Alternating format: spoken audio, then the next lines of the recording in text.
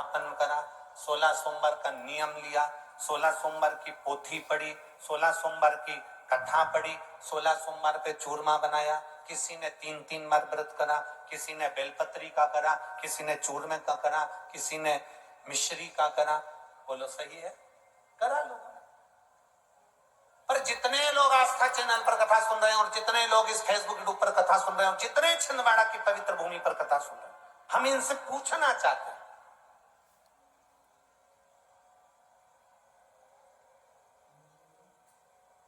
5 व्रत नहीं, 6 व्रत नहीं, 7 व्रत नहीं, 11 व्रत नहीं, हमारे सनातन धर्म में तो 11, 21, 51, बोलो सही है, 7, 5, ऐसा नियम चला आया है हमारे सनातन धर्म का कि 5 व्रत करना है, 7 व्रत करना है, नवरात्रि के 9 व्रत करना है, 11 व्रत करना है, 21 व्रत करना है, 31 करना है, 108 करना है, 1008 करना है। ऐसा नियम हमारे शास्त्रों का चला आया। फिर आखिर 5 व्रत नहीं, 7 व्रत नहीं, 6 व्रत नहीं, 4 व्रत नहीं, 3 व्रत नहीं, 16 व्रत का नियम कहां से आया? 16 व्रत ही क्यों?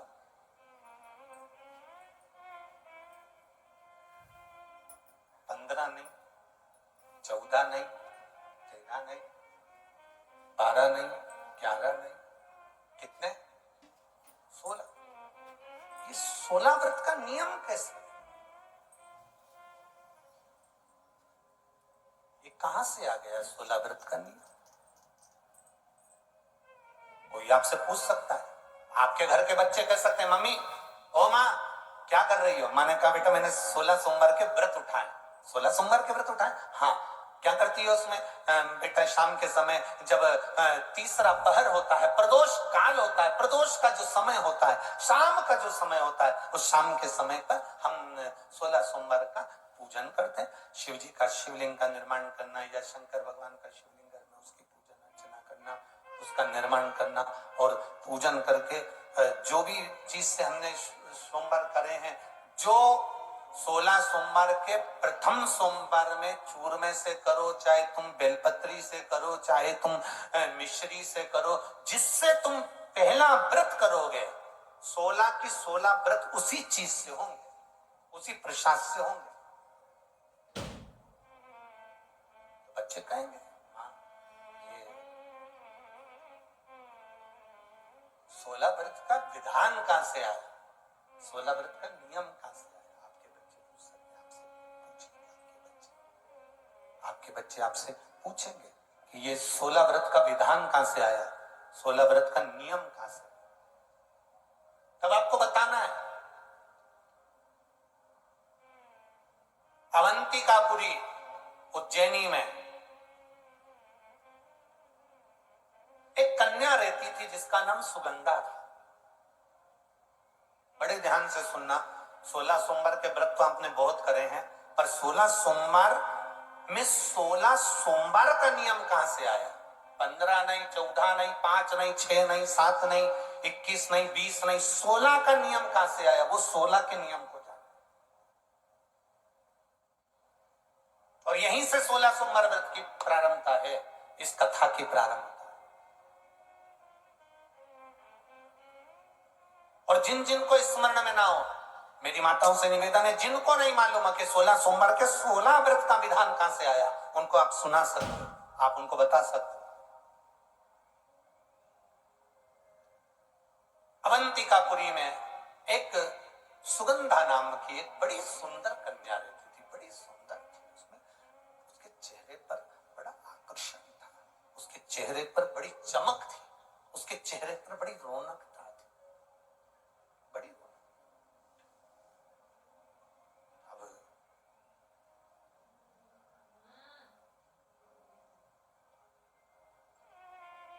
उसकी माता, सुगंधा की जो मां थी, सुगंधा जो कन्या थी, उसकी जो माता थी, जिसका नाम रेणुका था, वो रेणुका एक काम बड़ा विचित्र करती थी।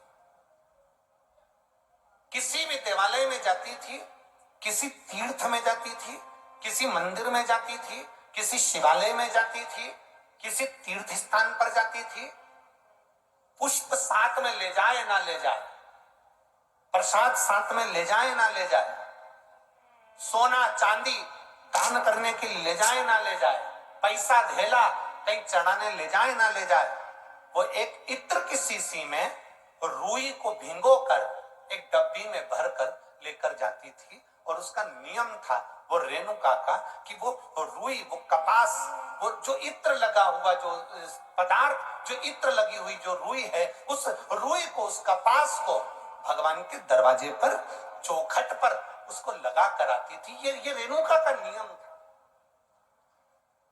ये सुगंधा की मां का नियम था।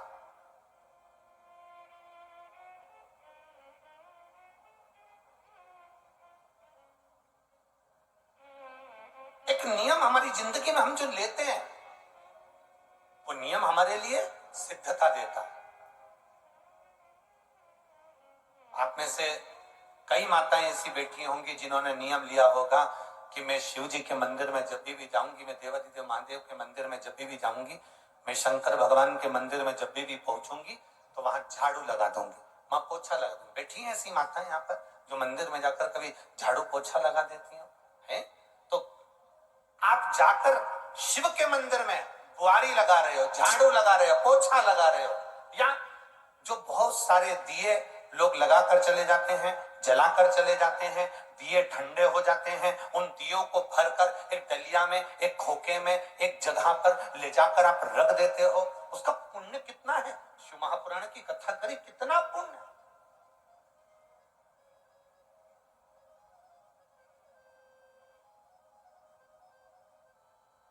गुरु नानक देव जी ने तो अपने शिष्य वाले से कहा था, गुरु नानक देव जी अपने शिष्य से कहते हैं, संत शिरोमणि में भी शिरोमणि परम पूज्य गुरु नानक देव जी अपने शिष्य बाले से कहते हैं, बाले सुन, भंडारा करने वाला भंडारा करे, लंगर करने वाला लंगर करे, चखने वाला चखे, करने वाला करे। अगर भूलवश भी बाले, अगर कोई भूलवश भी उस लंगर के स्थान पर से मात्र एक गीला कपड़ा कर कर, एक पोछा कर कर, एक बुआरी सवारनी कर कर अगर निकल भी जाता है तो वो अपनी जिंदगी के कई दुखों को समाप्त कर जाता है। गुरु नानक देव जी कह रहे हैं बाले से।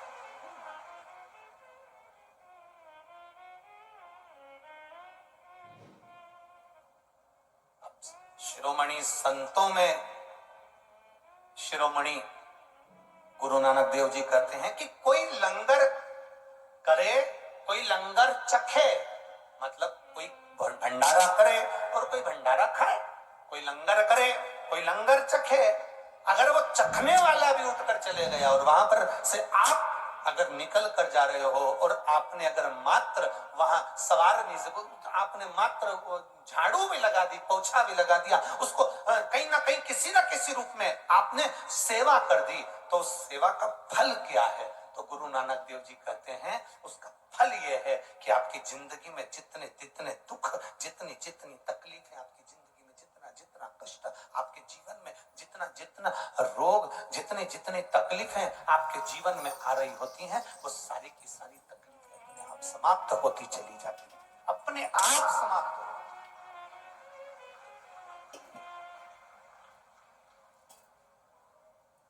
अब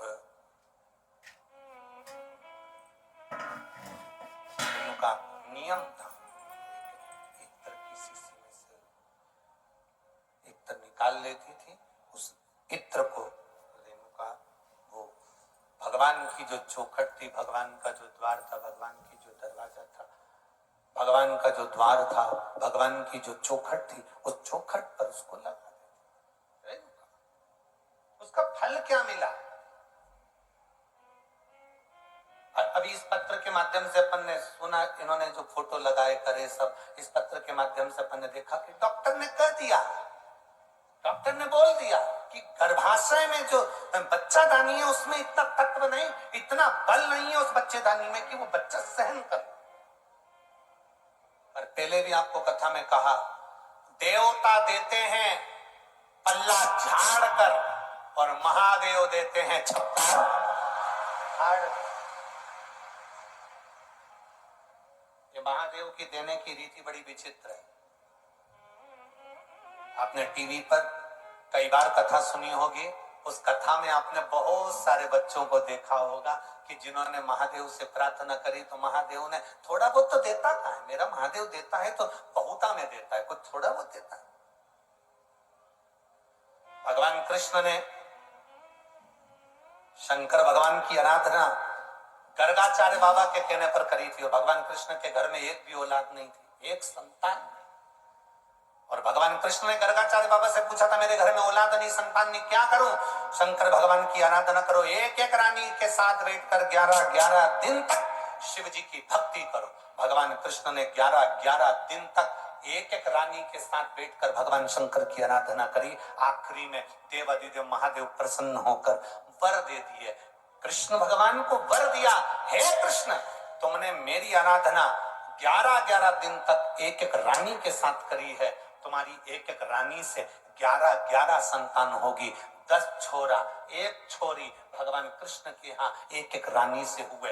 1,77,186 बच्चे भगवान कृष्ण के घर में शिव जी की कृपा से।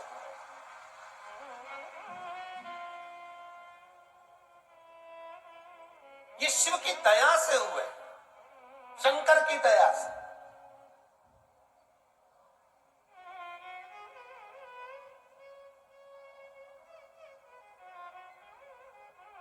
आज के जमाने के लोगों को तो धन्यवाद देना भी नहीं आता, धन्यवाद तो जाने दो, बधाई देना भी नहीं आती।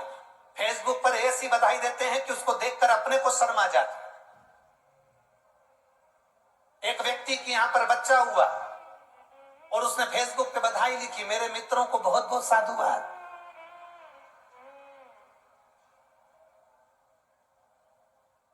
आपका आभार मैं जिंदगी भर नहीं भूलूंगा।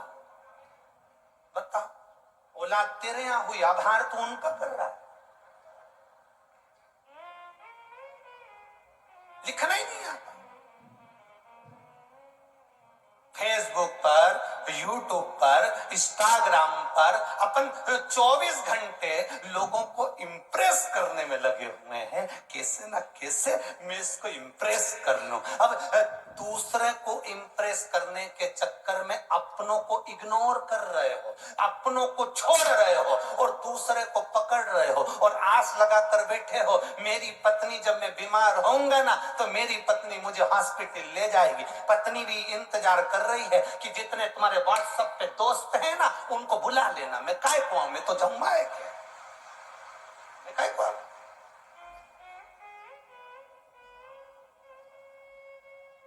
5,000 लोग मेरे से इंस्टाग्राम पर जुड़े, 5,000 लोग मेरे से फेसबुक पर, 8,000 मेरे यूट्यूब पर। इतने मेरे लोग, मेरे दोस्त मुझसे जुड़े हुए हैं। एक बार मोबाइल पे लिख के डाल दे, मेरी आर्थिक स्थिति बड़ी कमजोर हो गई है, केवल मुझे 3 लाख रुपए की जरूरत है। जितने जुड़े हैं सब लेफ्ट, सब लेफ्ट।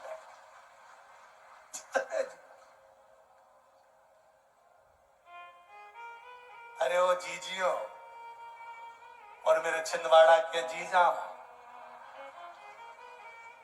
बहुत ध्यान रखना, हॉस्पिटल के अंदर पड़े रहोगे। 5,000 इंस्टाग्राम के, 8,000 फेसबुक के और 10,000 यूट्यूब के, ये कोई काम नहीं आएंगे। जिसको तुमने समय नहीं दिया अपनी पत्नी और बच्चों को, वो हॉस्पिटल में तुम्हारे लिए श्री शिवाय नमस्तुभ्यम कहते नजर आए।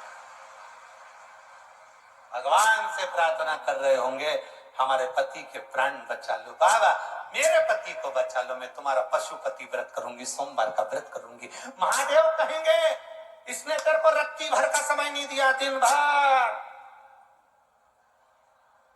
रात को सोया तो भी। एक बार पत्नी ने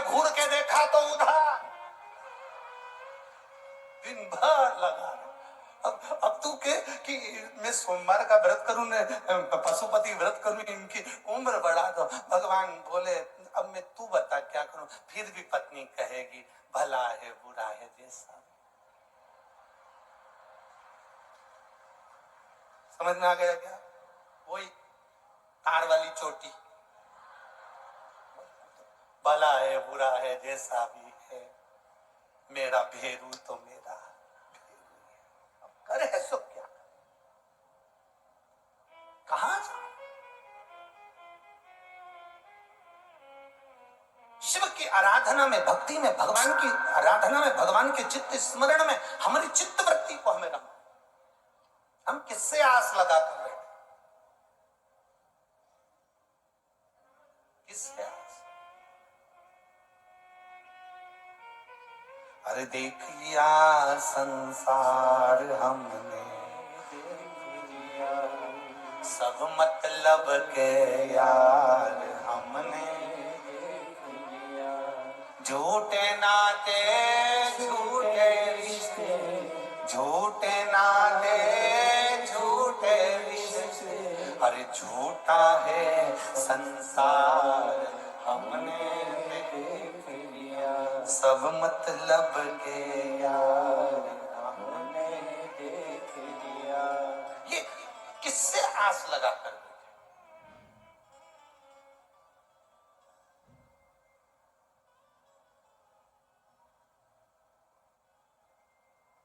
पर छिंदवाड़ा छिंदवाड़ा है। कल हमने बहुत सुंदर एक नजारा देखा है।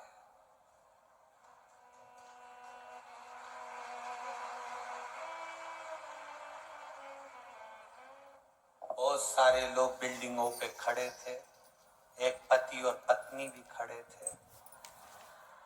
बहुत गजब का नजारा था दोनों का। दुकान का नाम नहीं बोलूंगा, नहीं बोलूंगा।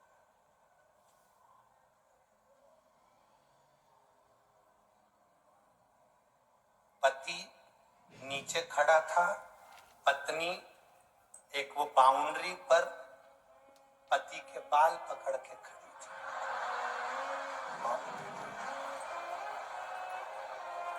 अब पति को देखा हमने तो हम मुस्कुराकर इधर मुंह कर लिए, और जैसे इधर मुंह करा तो वहां लिखा था सबना ब्यूटी पार्लर। हमने भी गजब, हमने कहा पता यहाँ का नजारा क्या। भगवान बड़ा विचित्र नजारा।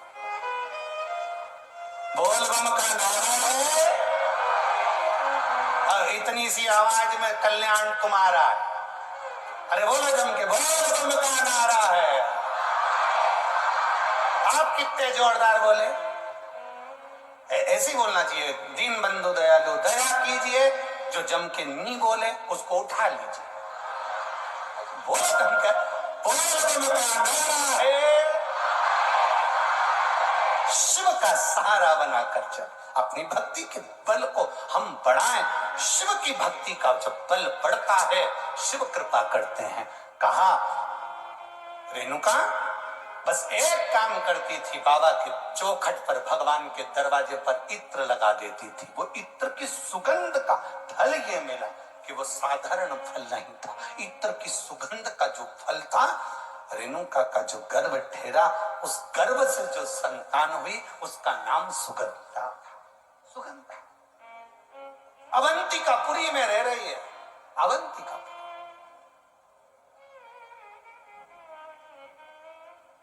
और अवंतिकापुरी में सुगंधा रह रही है। उसके शरीर की गंध, क्योंकि इत्र, बाबा को, भगवान को इत्र का समर्पण किया, उसका फल तो मिलता है। उसका फल कभी समाप्त नहीं होता। हमारा निवेदन है, शिव जी के मंदिर में अगर आप एक लोटा जल समर्पित कर रहे हो, शंकर जी के मंदिर में आप अगर एक लोटा जल लेकर जा रहे हो, शंकर जी के मंदिर में अगर एक लोटा जल समर्पित कर रहे हो, आपके घर के पास में जो शिवालय हैं वहां जाकर अगर आप एक बेलपत्री समर्पित कर रहे हो, वहां पहुंचकर आप मंदिर की सफाई कर रहे हो, वहां पहुंचकर आप भगवान की भक्ति कर रहे हो, श्री शिवाय नमस्तुभ्यम बोल रहे हो, ओम नमः शिवाय बोल रहे हो, नमः शिवाय बोल रहे हो, तुम्हारी मर्जी पड़े जो नाम का विस्मरण कर रहे हो, तुम्हारा करा गया वो पुण्य, तुम्हारा करा गया वो भजन, तुम्हारा किया गया वो मंत्र जाप खाली नहीं जाए, वो खाली नहीं जाए।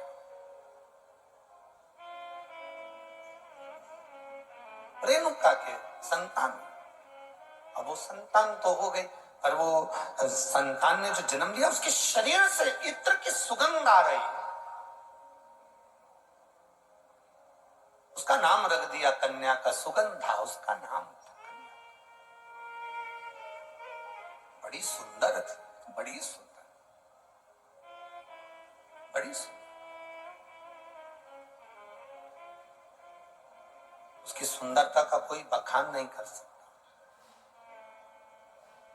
देखो, भगवान के दरवाजे पर जाओ तो ये विचार मत करना कि मैं भगवान के आए हूं, भगवान मुझे स्वीकार करा कि नहीं करा, भगवान ने मुझे देखा कि नहीं देखा, भगवान मुझे स्वीकार करे कि नहीं करे।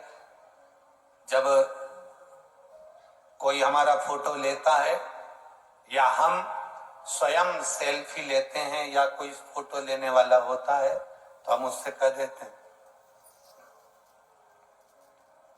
कितनी चिंता रहती है हमको, हम पूछते हैं मेरा फोटो आया कि नहीं आया, बोलो सही है कि गलत है, बोलते कि नहीं बोलते, मेरा फोटो आया कि नहीं आया, अपन पूछते हैं मेरा फोटो आया कि नहीं आया। तो महादेव भी कहते हैं, छिंदवाड़ा में रहने वाला मेरा भक्त शिव कथा में आया कि नहीं आया, वो भी एक एल्बम तुम्हारे पास है, जिस एल्बम में तुम्हारे रिश्तेदारों के फोटो होंगे, तुम्हारे फोटो होंगे, तुम्हारे संबंधियों के फोटो होंगे, और एक एल्बम मेरे देव अधिदेव महादेव के पास में है जिसमें शिव भक्तों का चरित्र, शिव भक्तों का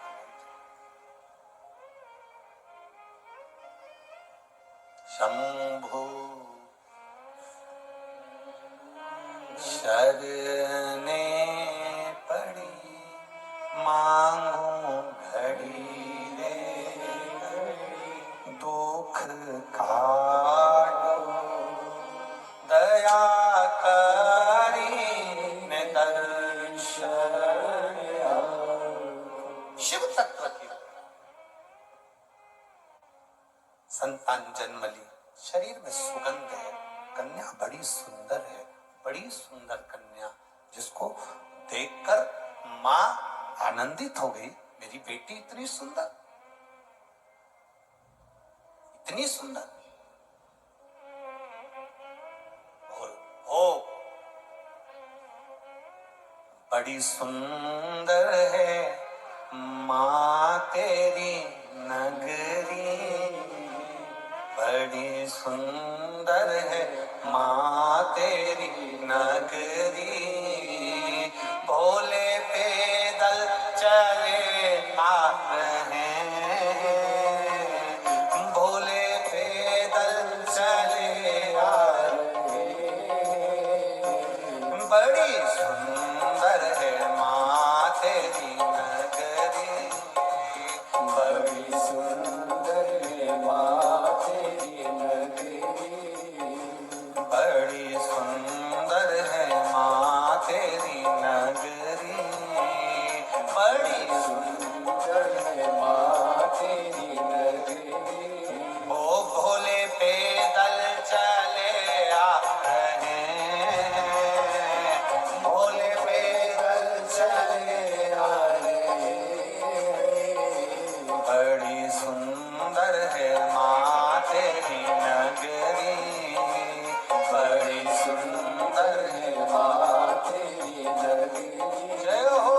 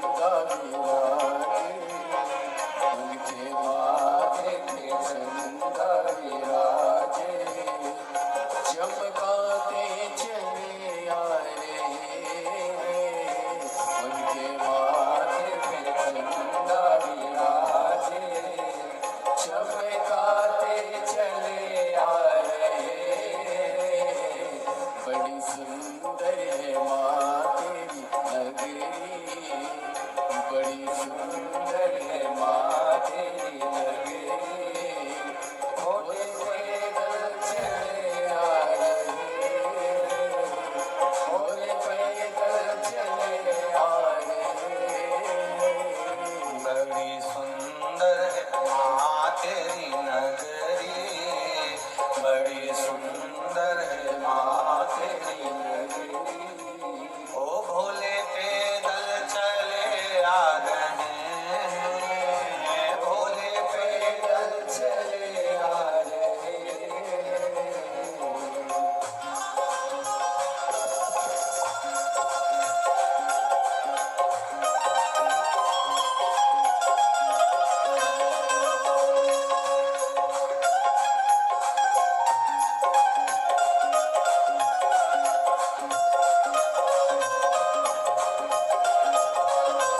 शंभो।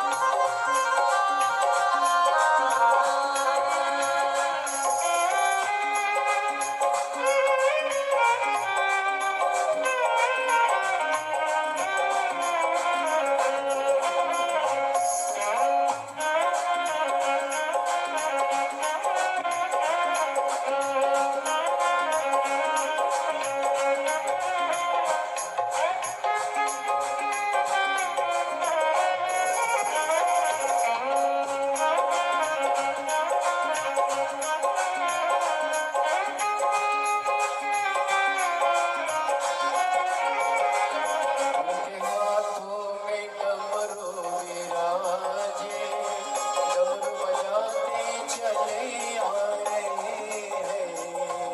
उनके हाथों में डमरू विराजे, डमरू बजाते चले आ रहे हैं। उनके हाथों में डमरू विराजे, डमरू बजाते चले आ रहे हैं। उनके हाथों में डमरू विराजे, डमरू बजाते चले आ रहे हैं। उनके अंगों में बागंबर शाला, उनके अंगों में बागंबर शाला, वो पहन कर चले आ रहे हैं। उनके हाथों में बागंबर शाला, वो पहन कर चले आ रहे हैं। बड़ी सुंदर है माँ तेरी नगरी, बड़ी सुंदर है माँ तेरी नगरी। भोले पैदल चले आ रहे हैं, भोले पैदल आ रहे हैं। कितनी सुंदर है माँ तेरी नगरी, कितनी सुंदर है माँ तेरी नगरी। ओ भोले पैदल चले आ रहे हैं, भोले पैदल चले आ रहे हैं। जय हो।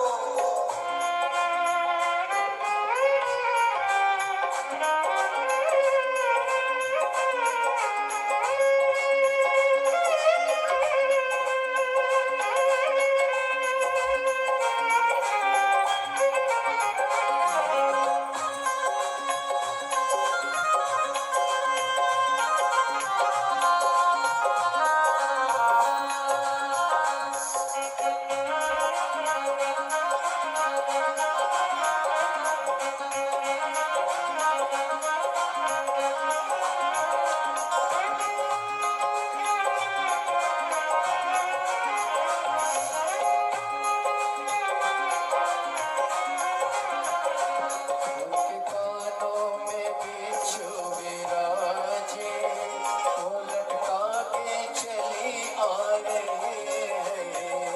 उनके कानों में बिच्छू विराजे, वो लटका के चले आ रहे हैं। उनके गले में सर्प विराजे, उनके गले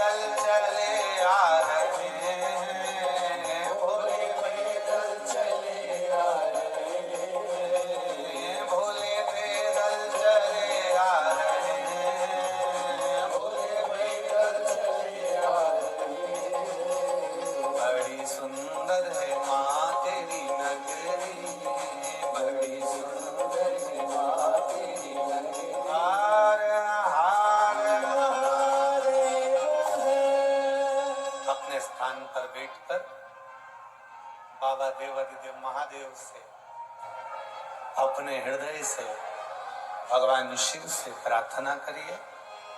जहां जगह मिले वहां बैठकर बाबा से बोलिए, दिल से बाबा से प्रार्थना करिए। जिसको श्री शिवाय नमस्तुभ्यम आता है, भाव से बाबा से, ऐसा नहीं दिल से कहो। ये केवल शब्द मंत्र नहीं है, ये बाबा से कहने का एक भाव है।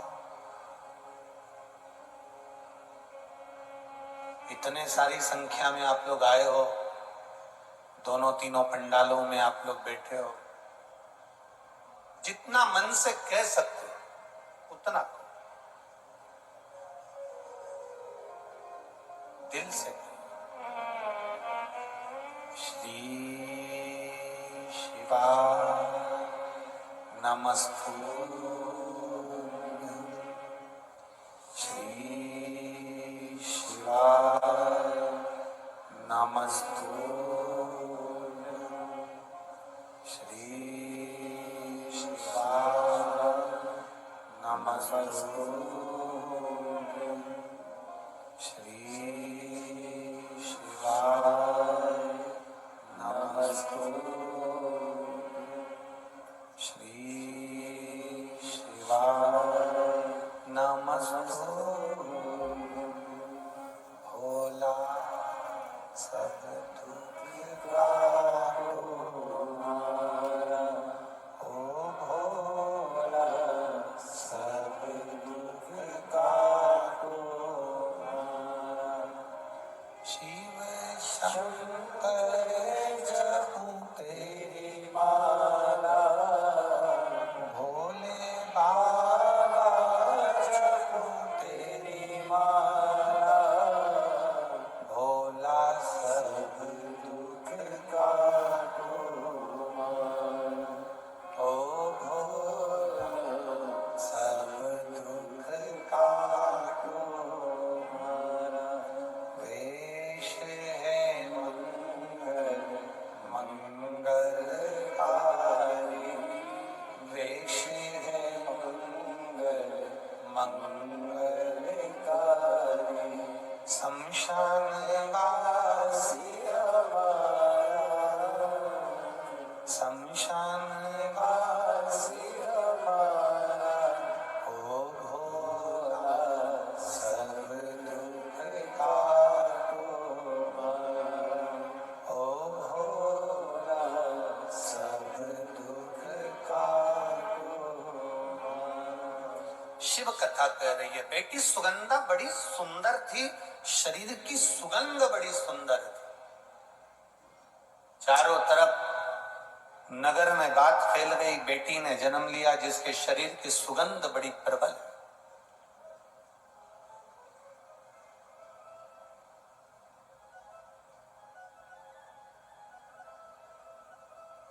व्यक्ति के जीवन की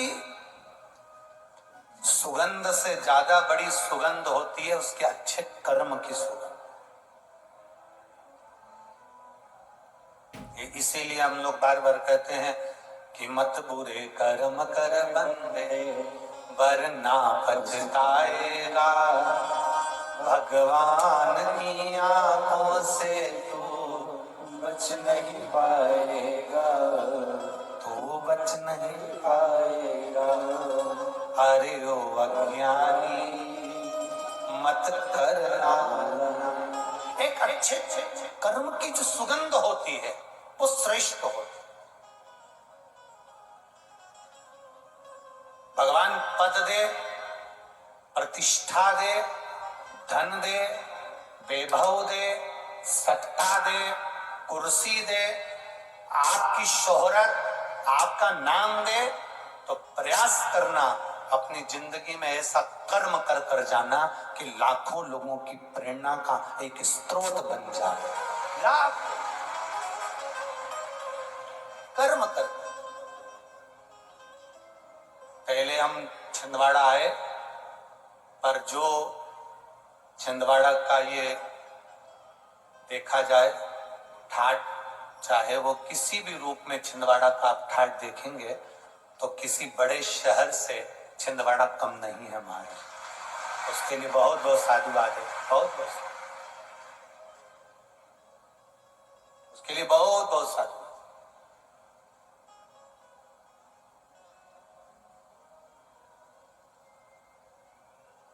सत्ता हो, वैभव हो, कुर्सी हो, पद हो, प्रतिष्ठा हो, तो मन में भाव रखो कि क्षेत्र को, प्रदेश को, देश को, राष्ट्र को कुछ अच्छा देकर जाओ, कुछ अच्छा कर जाओ। जरूरी है।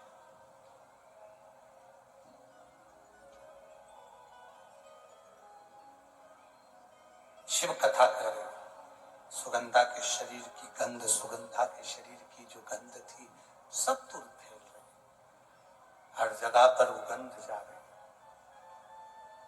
कन्या बड़ी हुई, सुंदर बहू थी, उसका आकर्षण था, उसके चेहरे पर रौनक थी, सुंदरता थी। अब वो सुंदरता तो थी, साथ में उसके शरीर की जो गंध थी, उसके शरीर की जो सुगंध थी, वो बड़ी प्रबल थी, बड़ी प्रबल।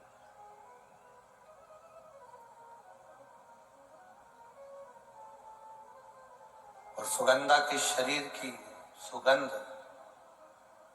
सुगंधा के शरीर की गंध और उसकी सुंदरता बढ़ती चली गई, बड़ी। अभी कहा पद मिले, प्रतिष्ठा मिले, सत्ता मिले, वैभव मिले, कुर्सी मिले, सुंदरता मिले, धन मिले, उसका सदुपयोग करो, दुरुपयोग नहीं।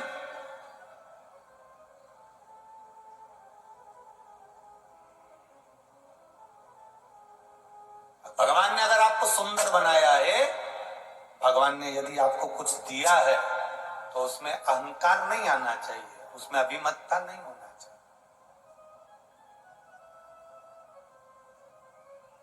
अहंकार देवऋषि नारद को भी आ गया था कि मैंने कामदेव को जीता है, मैंने काम को जीत कर रखा है, मैंने काम को अपने वश में कर रखा है, मैंने कामदेव को अपना कर रखा है।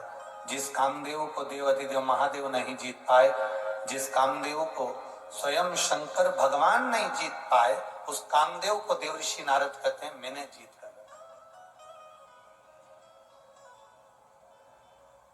मतलब मैंने काम को जीता तो मैं सुंदर हूं।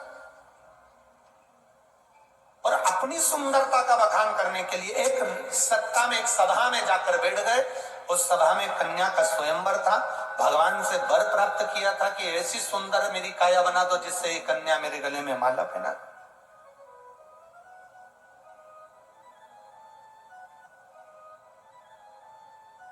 और वो सुंदर था।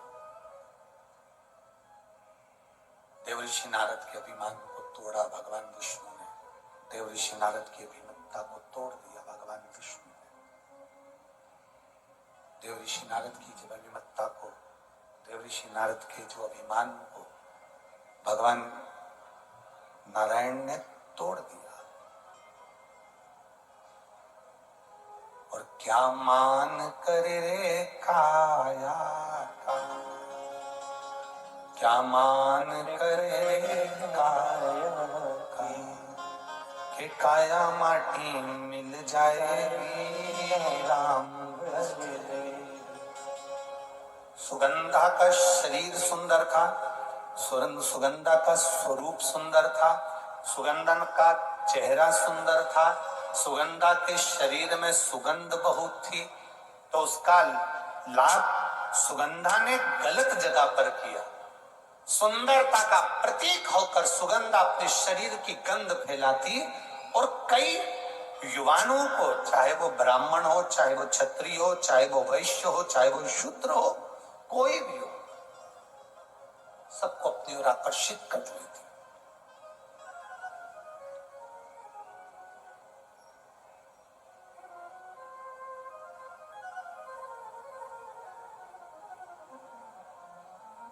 प्रेम में और प्यार में जमीन और आसमान का अंतर है। प्रेम में और प्यार में जमीन आसमान का अंतर है। प्रेम में कभी खून खच्चर नहीं होता, प्रेम में कभी विवाद नहीं होता, प्रेम में कभी झगड़ा नहीं होता।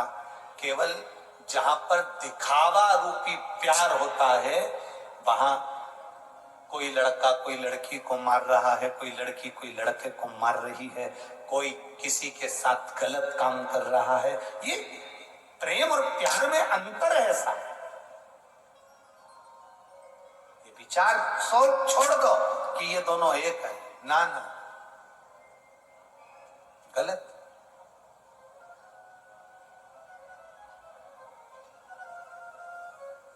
प्रेम में त्याग होता है। राम जी ने अपने भाई भरत जी के लिए राज सत्ता का त्याग कर दिया। भरत जी ने अपने भाई राम जी के लिए राज सत्ता का त्याग कर दिया। लक्ष्मण जी ने अपने भाई राम जी के लिए घर का त्याग कर दिया। शत्रुघ्न ने अपनी सत्ता का त्याग कर कर अपने भाई के लिए भरत जी की सेवा में लग गए।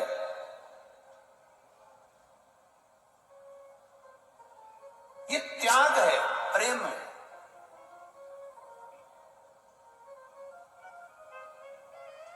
लोगों ने प्रेम और प्यार को एक कर दिया कि ये दोनों एक है। नहीं नहीं, दोनों एक हो ही नहीं सकते, दोनों में एक है ही नहीं सकते, दोनों एक है ही नहीं। शिव कथा कह रही है, सुगंधा ने शरीर के बल पर कई लोगों को अपने कब्जे में कर लिया। लोग कह देते हैं कई बार कि मैंने उसको अपनी प्यार के जाल में फांस कर उसको अपनी मुट्ठी में रखा है। मैं जैसा कहूंगा वो वैसा करेगी, क्योंकि मैंने उसको अपनी मुट्ठी में रखा है। वो मुझसे इतना प्यार करते, वो मुझसे इतना प्रेम करते। अब ईमानदारी से बोलो, वो प्यार किस काम का, वो प्रेम किस काम का कि आपको मुट्ठी में रखा जाए। प्रेम करने वालों को तो दिल में रखा जाता है, मुट्ठी में नहीं रखा जाता। तो मुट्ठी में नहीं रखा। उसको कोई ने कह दिया वो मेरे को इतना चाहता है, मैं जैसा कहूंगी वैसा करेगा। मेरा पति मुझे चाहता है, मैंने उसको मुट्ठी में कर रखा है। पत्नी से कहे मैंने अपनी पत्नी को मुट्ठी में कर रखा है, वो मुझे इतना प्यार करती, इतना चाहते।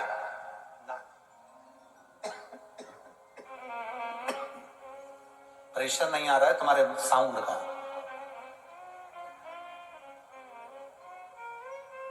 इसको कह नहीं सकते। जो मुट्ठी में रखा जाए वो ना तो प्रेम है ना प्यार है, वो तो केवल एक खिलवाड़ है कि मुझे इसको नचाना है, इसको नचाना है। स्नेह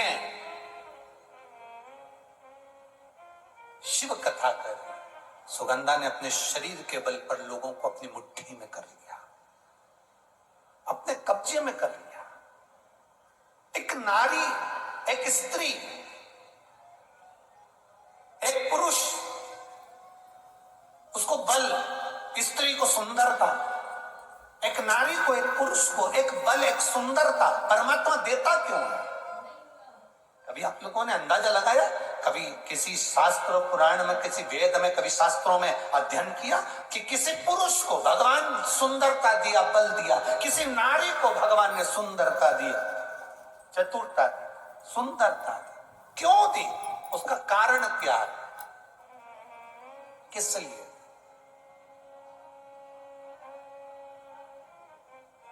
क्यों प्राप्त हुई? किस लिए प्राप्त हुई? शिव महापुराण की कथा में मां पार्वती जी जब उमा बनकर जन्मी थी, माता पार्वती का ये पार्वती अवतार तो 52 नंबर का, 51 जन्म माता पार्वती के पहले हो चुके हैं। 51 जन्म, उसमें से जो उमा जन्म माता पार्वती का है, जब माता उमा बनी शंकर भगवान महेश बने थे, इसलिए उनको उमा महेश कहा गया। तो उमा माता ने भगवान शिव जी से पूछा था, भोलेनाथ जी एक बात बताइए, हम आपसे पूछना चाहते हैं, हमें केवल इतना बता दीजिए कि नारी की सुंदरता नारी को क्यों प्राप्त होती,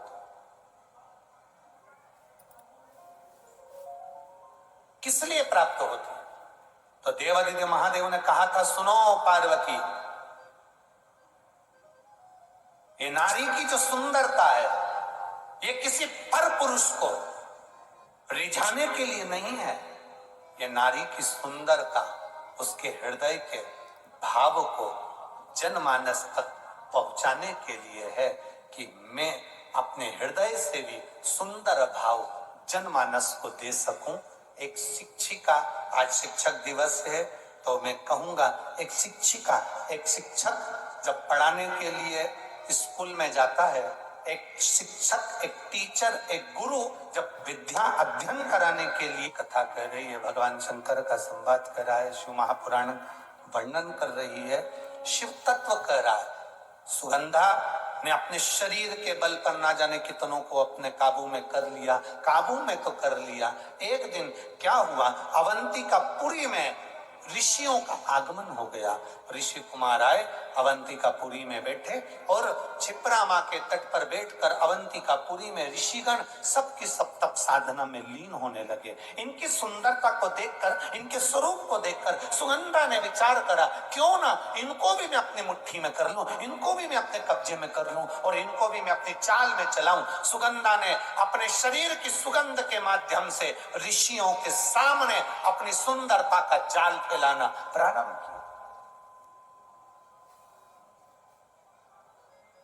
जब अपनी सुंदरता का जाल सुगंधा ने फैलाना प्रारंभ किया, ऋषियों को अपना बनाने के लिए जब जाल फेंका, अपनी सुंदरता का, अपनी सुगंध का जब जाल फैलाया, उस सुगंधा ने, ऋषि कुमार ने, एक ऋषि कुमार ने अपने ऋषियों से कहा कि ये कन्या जो सामने नजर आ रही है, ये कन्या श्रेष्ठ नहीं है, ये अपने काबू में ना जानो कितनों को कर चुकी है, तो ये अपने को भी कब्जे में करना चाहती है, ये अपने को कब्जे में लेना चाहती है।